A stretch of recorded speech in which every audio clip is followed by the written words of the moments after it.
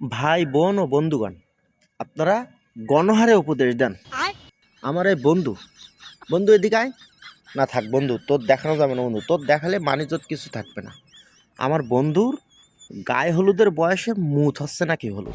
আচ্ছা বলেন, ওর এত করে বললাম যে মাইয়েগুনির অভিশাপ নিসনি, তুই বন্ধু কথা শুনিনি। এই মাই লোকের অভিশাপ খুব খারাপ জিনিস, এ খুব গাঢ় হয়, এ কাটে না।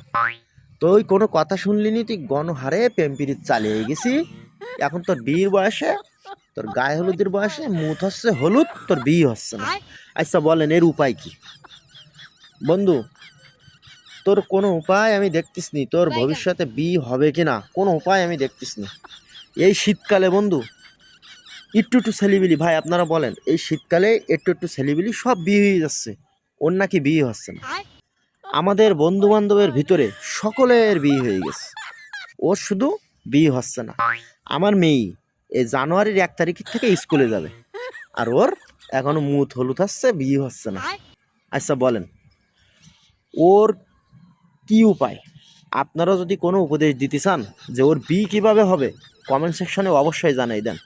আর বন্ধু, তোমার উপায় আমি শেষমাত্র দেখতেছি বাসার হুজুর বন্ধু, তাবিজ বন্ধু, তাবিজ তাবিজ ছাড়া ওর আর কোনো উপায় আমি দেখতেছি না। বাসার হুজুরের কাছে যাও, তাবিজ তুবিজ নাও, অভিশাপ কাটাও, তারপর দেখো বন্ধু বিয়ে শাদী হয় কিনা।